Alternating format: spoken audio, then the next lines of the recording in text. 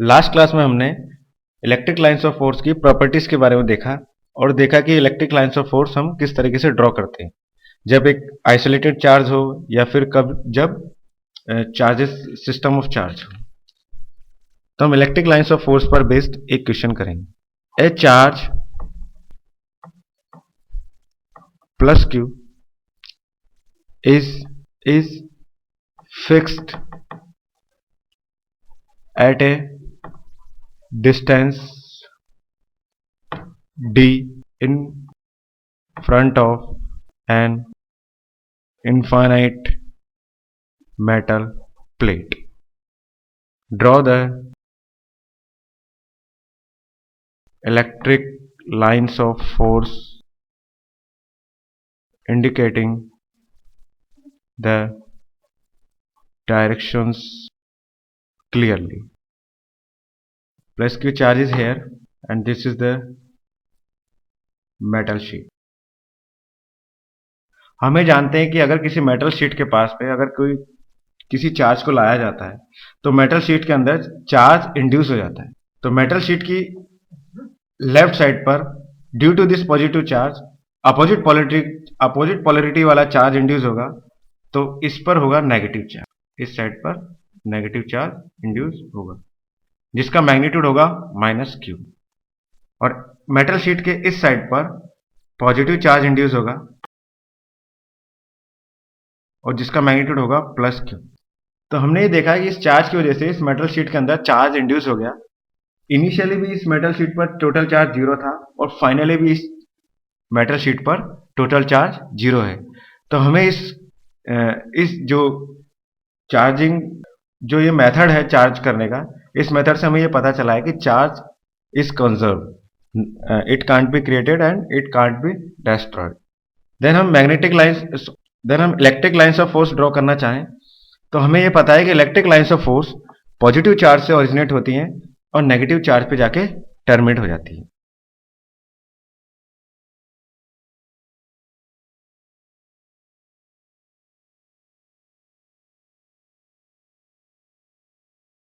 Electric lines of force इस positive charge से originate होंगी और मेटल शीट के लेफ्ट साइड में जाके परपेंडिकुलर टर्मिनेट होंगी, क्योंकि हमें जानते हैं कि जो इलेक्ट्रिक लाइंस ऑफ फोर्स है वो कंडक्टर से परपेंडिकुलर ही ओरिजिनेट होती हैं और परपेंडिकुलर ही टर्मिनेट होती हैं। तो इस साइड पर electric lines of force perpendicular terminate होंगी और मेटल शीट के इस साइड पर परपेंडिकुलर ओरिजिनेट होंगी। लेकिन इलेक्ट्रिक लाइंस ऑफ फोर्स इस मेटल शीट के अंदर प्रेजेंट नहीं होंगी, क्योंकि इट इज ए मेटल और मेटल इज ए कंडक्टर। तो कंडक्टर के अंदर इलेक्ट्रिक फील्ड की इंटेंसिटी जीरो होने की वजह से इस रीजन में electric lines of force present नहीं होंगी।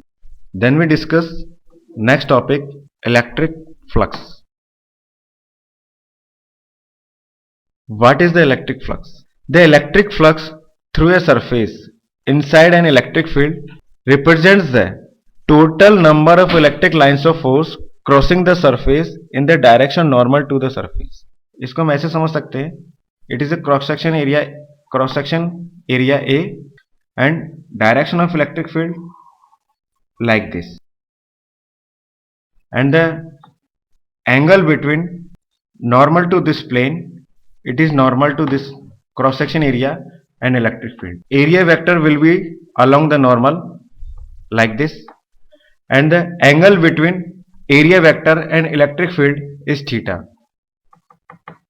Angle between electric field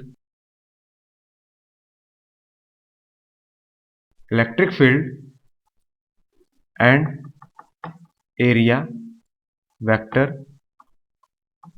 is theta. Then electric flux passing through this cross section area phi is equal to E A cos theta. We denote electric flux by phi. It is scalar quantity and SI unit of electric flux is Newton into meter square coulomb inverse or joule into metre coulomb inverse. अब हम electric flux पर base कुछ questions करेंगे। First question, the electric field in a region given by E vector is equal to 3 by 5 E naught I cap plus 4 by 5 E naught J cap, with E naught is equal to 2 into 10 to the power 3 Newton per coulomb. Find the flux of this field through a rectangular surface of area 0.2 meter square parallel to YZ plane। अब question में हमें electric field given है। Electric field is equal to 3 by 5 E naught I cap plus 4 by 5 E naught J cap, and value of E naught is equal to, that is constant, 2 into 10 to the power 3 Newton per coulomb, and area A is equal to 0.2 metre square YZ plane, जो कि YZ plane में लाई कर रहा है।